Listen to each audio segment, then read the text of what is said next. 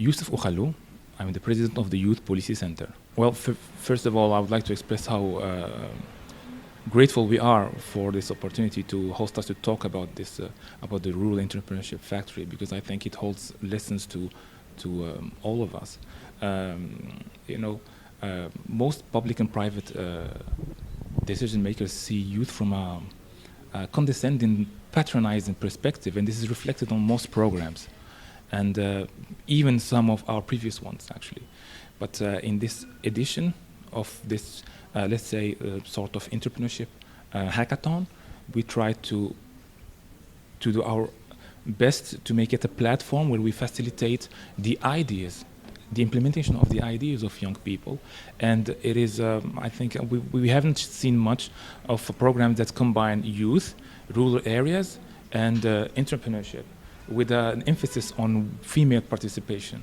So basically, this sort of hackathon is an opportunity to shape ideas and to move from purpose or idea to practice. And this is actually what happened. We also made sure to equip those participants with the tools, like marketing tools, a business model, templates, and we followed, up on their project. And the result was astonishing. When you give youth an actual voice, and it is like bottom up, it is actually results that are worth, praise. It is indeed a starting point, and let's talk maybe about some of examples of projects and their impact that we are already seeing on the ground.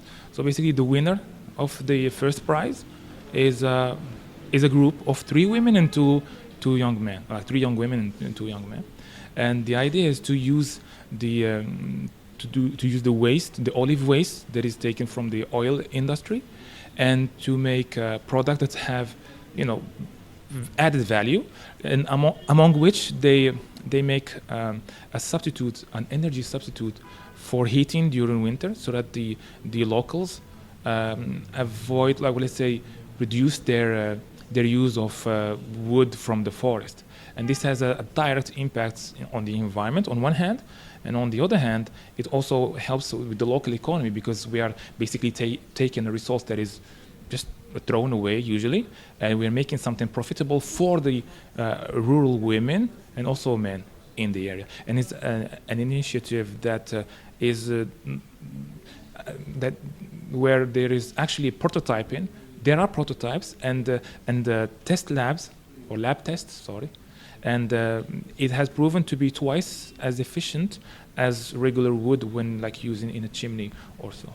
There's also the case of a cooperative which won the second prize, and this cooperative is led by a young woman who had been married at the age of 15, and she is in a rural area around Sidi Slimane, and they work on the they also use figs that are abundantly available in the area, and they just drop out of the trees, and they make valuable products out of them, like oils and so on.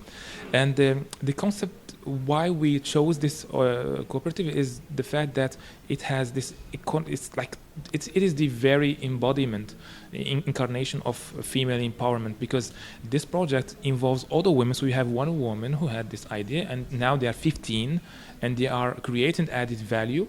And they started with with the house of one of the members, and now they are with the help from our organization, they are buying a plot of land, and they will build their first, let's say, a small factory which is compliant to the international norms. And one thing that touched us is the fact that they have this sort of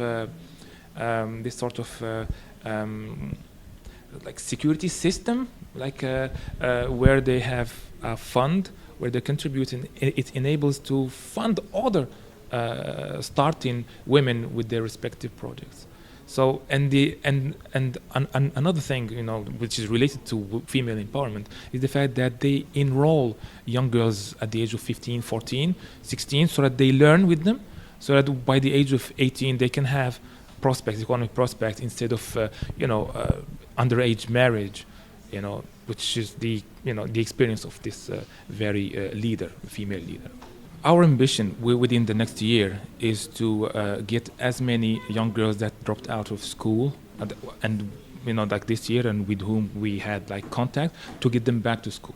So we are applying to different sources of funding, and we're also using our own means so that we can ensure that one way or another. So this is like something like if we achieve this by the end of this year, let's say by the start of the season, the study season, it would be a great achievement and a legacy to be remembered for. That's on one hand. On the other hand, we also would like to have to channel the voices. So basically, when we were working with young people from rural areas, we were basically collecting their recommendations, their ambitions, and also their messages to decision makers. So what we will do now is advocate and lobby to some extent, so that we can maybe make sure that the message reaches the decision makers in the best of forms. Like, so basically, we will use video. We are making a documentary. We will also use policy briefs and like letters, plain letters, where we have a very close description of what is happening on the ground and what should be the solution. Because we believe in order to empower youth, it needs to be, you start from youth. What do they need? And then you build forward, and this applies also to women.